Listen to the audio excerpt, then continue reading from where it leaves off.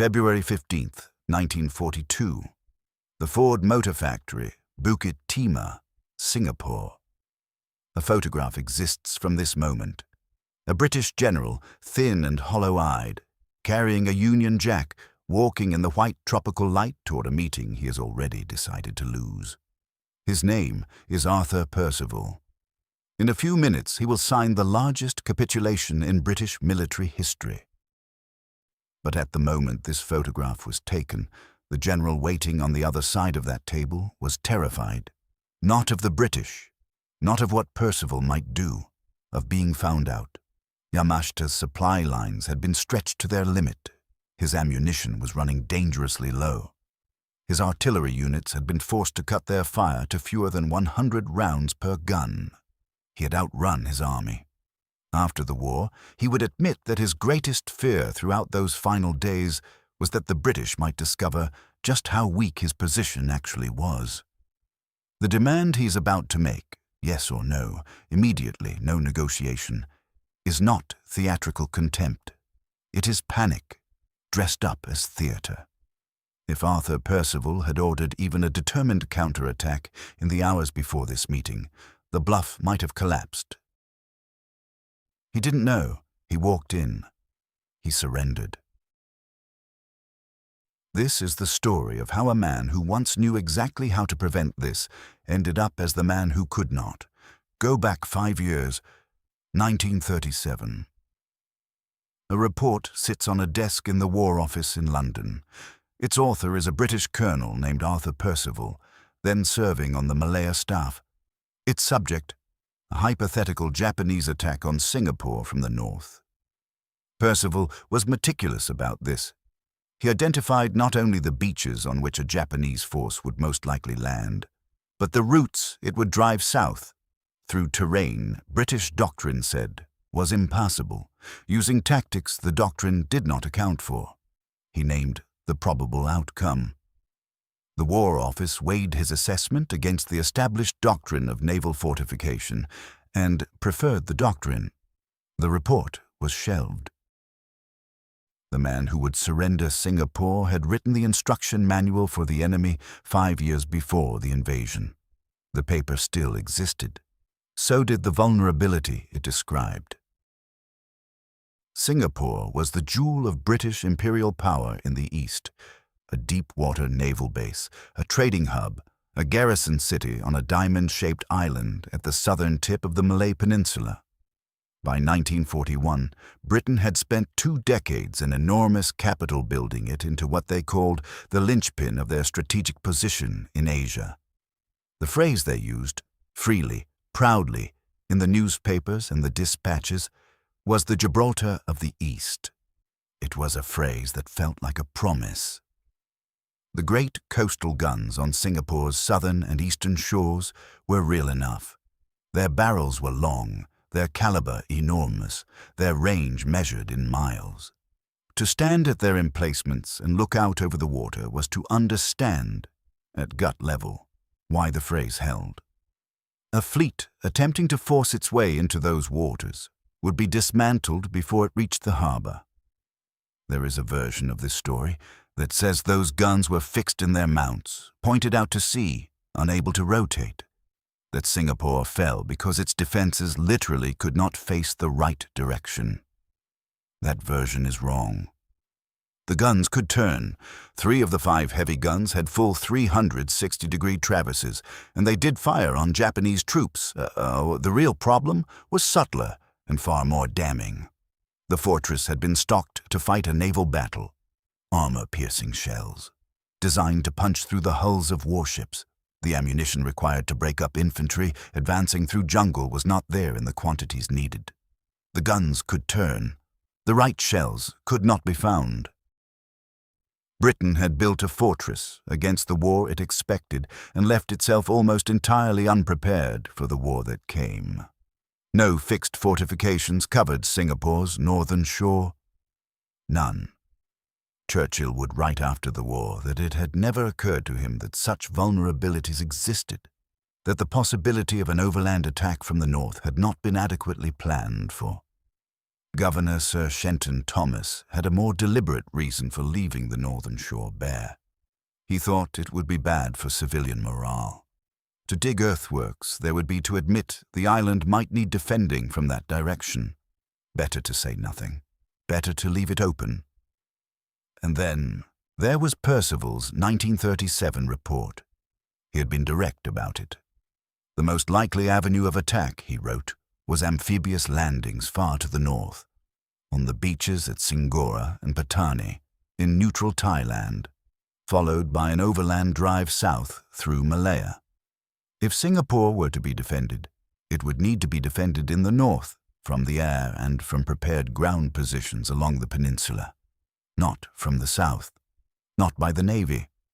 The War Office weighed this against its preferred doctrine and set the report aside. 5 years later, the Japanese would execute that report almost to the letter. Arthur Percival does not look like a general. This is something his own troops note, behind his back, and not charitably. He is thin, angular, his jaw slightly protruding, 2 front teeth giving him an unfortunate aspect. When he wears the pith helmet, which he does often, men who serve under him find it difficult not to smirk. He is not ruthless. He is not brilliant in the way that commands a room. He is meticulous, careful, the kind of officer who can write a perfect report. What the smirking men do not see, the Distinguished Service Order, the Croix de Guerre, the rank of Lieutenant Colonel earned on the Western Front while wounds accumulated.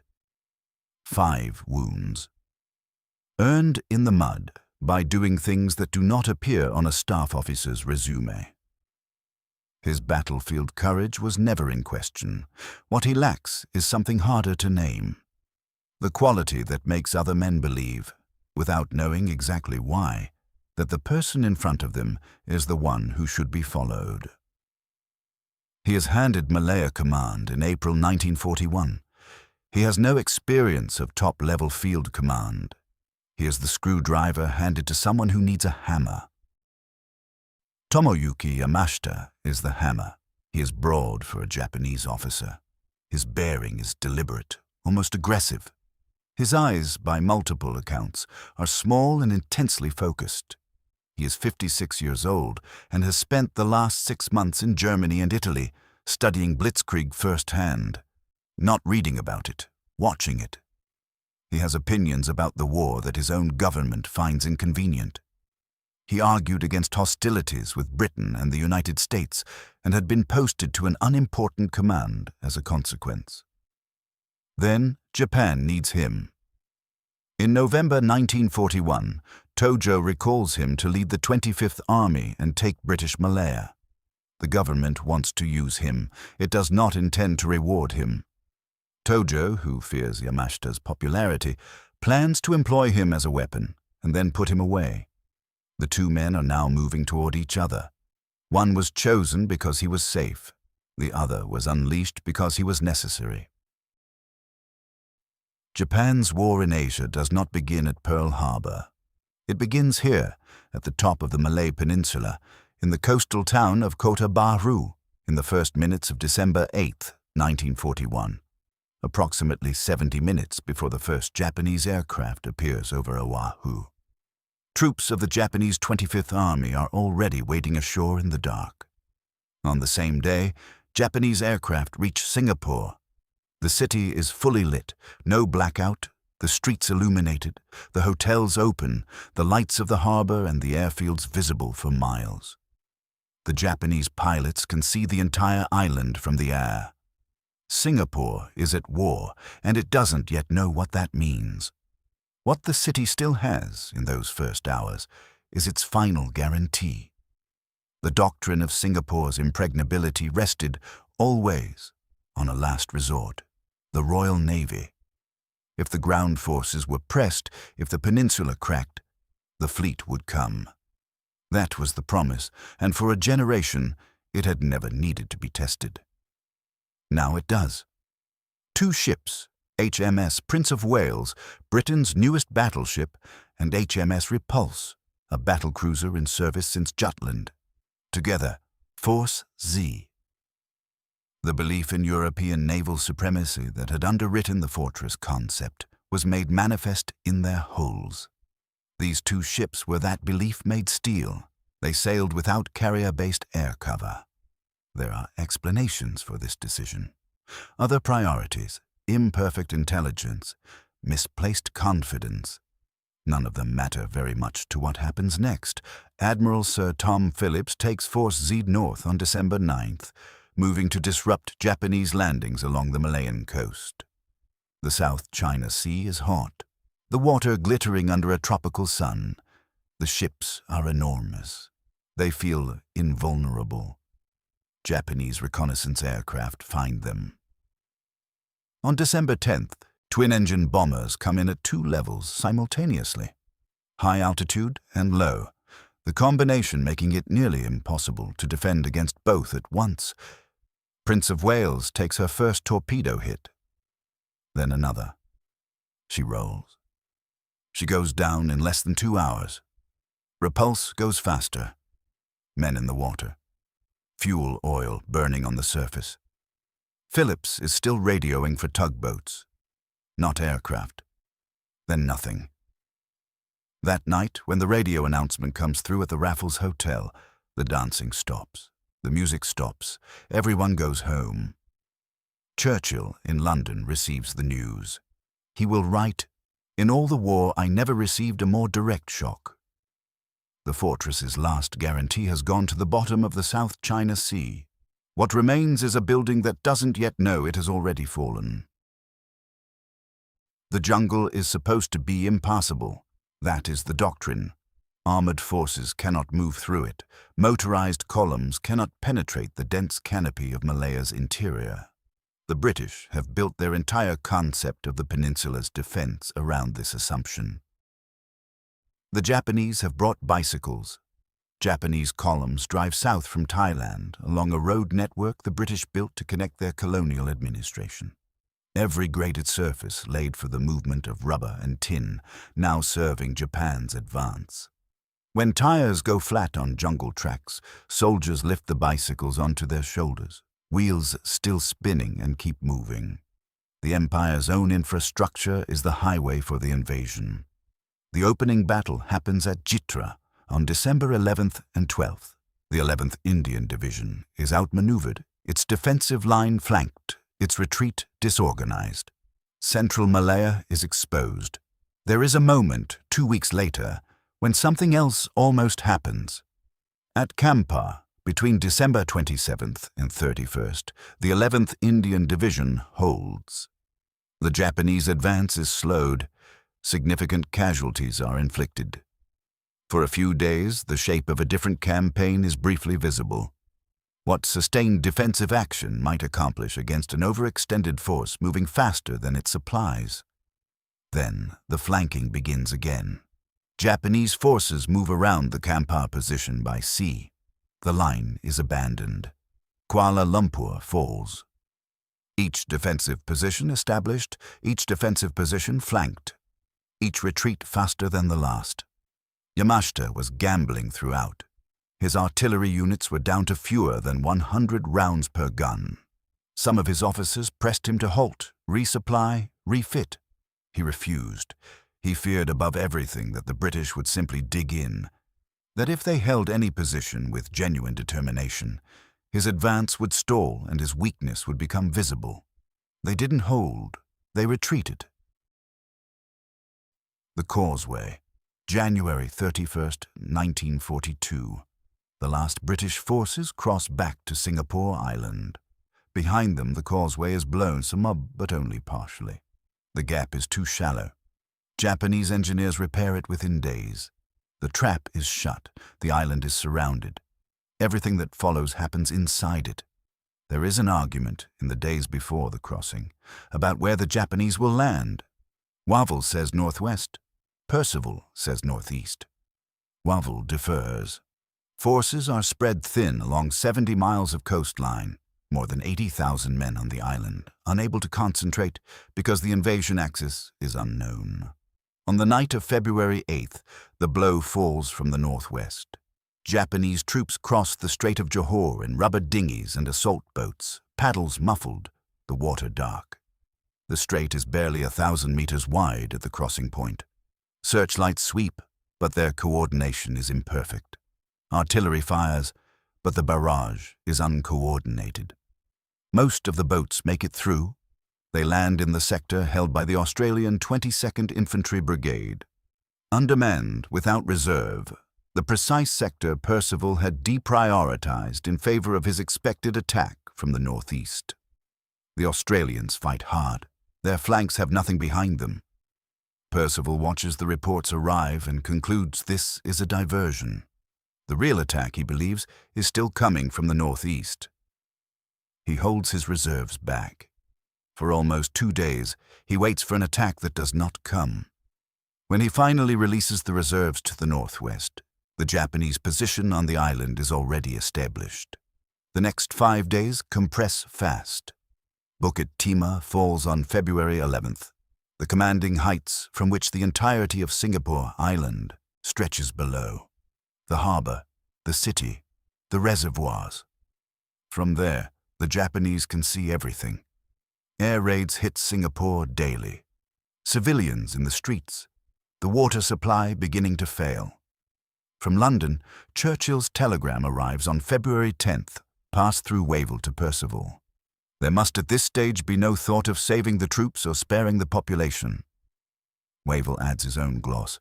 It would be disgraceful, he writes, to yield the fortress to inferior forces. Percival incorporates this into his order of the day on February 11th. Somewhere between Churchill's desk and the soldiers holding rifle pits in the jungle northwest of the city, the word disgraceful crosses from metaphor to requirement. On February 13th, Singapore's 15-inch coastal guns are blown up by the garrison to prevent capture. The Impregnable fortress is physically dismantling its own fortifications. That same morning, Percival calls his senior commanders to a conference in the battle box, the underground bunker at Fort Canning. He announces he has received orders to fight to the finish. The defense must continue. General Sir Lewis Heath says his troops are exhausted. They are dispirited. There is no point in further fighting. Gordon Bennett, commanding the Australians, argues only for surrender. Percival says he must consider his honor. Heath looks at him. The campaign is behind that look. Every abandoned position, every flanked line, every retreating column, every city given up without adequate fight. Heath says, "You need not think about your honor. You lost that a long time ago up in the north." The room is quiet. That night, Gordon Bennett handed command of his Australian division to a subordinate and escaped Singapore by boat. The morning of February 15th. The battle box. The water is failing. Perhaps days left for a city of over 1 million civilians. There is nearly no fuel for vehicles. Artillery ammunition is almost gone. The decision is made. Percival walks out. The photograph exists. A thin man, hollow-eyed, carrying a white flag and a Union Jack, walking along a road in the white tropical heat. His face shows neither defiance nor composure. It shows something that has run out. Not courage, not will, but the particular energy that lets a man keep believing the situation can be reversed. He has known for some time that it cannot. The Ford Motor Factory at Bukit Timah. A table. 2 chairs. Yamashita sits opposite, broad-shouldered and still, arms folded, his subordinates arrayed behind him. Japanese military photographers record everything. The scene is dressed for history. The account Japanese correspondents would publicize showed Yamashita thumping the table, demanding an immediate answer. Yes or no. No conditions. No delay. The actual exchange was less theatrical. He instructed his interpreter to ask whether Percival was prepared to accept unconditional surrender. The story was embellished and spread as a demonstration of Japanese dominance and British humiliation. The embellishment served Yamashita's purpose. He needed it too, because his ammunition, fuel and food were close to exhaustion. Several of his officers had raised the possibility of breaking off the assault entirely and returning to the mainland to resupply. He dismissed them. He was under intense pressure to conclude this campaign quickly. Tojo was watching, and any delay would be read as failure. The demand for an immediate answer was not supremacy. It was desperation wearing supremacy's clothing. Had Percival ordered even a limited counterattack, Yamashita's position might have collapsed within days. Percival had no intelligence picture that told him any of this. He sat across the table from a man performing supreme confidence and had no way of seeing through the performance. He said yes. He signed the paper. 85,000 men surrendered to a force of 35,000, the largest capitulation in British military history.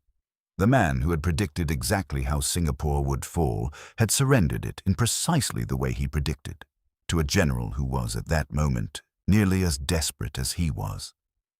Churchill's verdict, the worst disaster and largest capitulation in British history.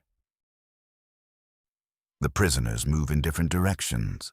Changi, Burma, Borneo, the Thai-Burma Railway, where the cost of a rail line through jungle is measured in men. More than 15,000 Australians go into captivity. 7,000 of them will not come home. British and Indian soldiers enter a system of camps designed to consume them slowly. Percival goes to Taiwan, shipped in the hold of a cargo steamer, sweltering through equatorial heat with dysentery and insufficient latrines. Then Manchuria. He loses weight, loses condition, loses what remains of the rank that once defined him. He will be held there until liberation. But before the prisoners reach their camps, before the ships sail, there is the city itself. What happens to it in the days immediately following the surrender must be said plainly. The Kempei Tai, Japan's military police, begin screening operations among Singapore's Chinese population within days of the surrender. Chinese men between roughly 18 and 50 are gathered at collection points. Those deemed suspicious are taken away. The operation is called Suk Ching, purge through cleansing. The day before the surrender, Japanese soldiers had stormed Alexandra Hospital, killing patients and medical staff, including men on operating tables. The number of dead in the Suk Ching is disputed. Mainstream scholarship places it between 20,000 and 25,000. The people who bore the cost of every decision made in the War Office, in the battle box, and in Government House were not the people who made those decisions. They had no say in any of it.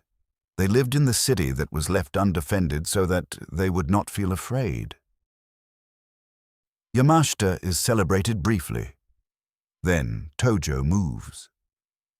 5 months after the fall of Singapore, Yamashita is transferred to a backwater command in Manchuria, the consequence of a prime minister who fears his popularity and resents his politics.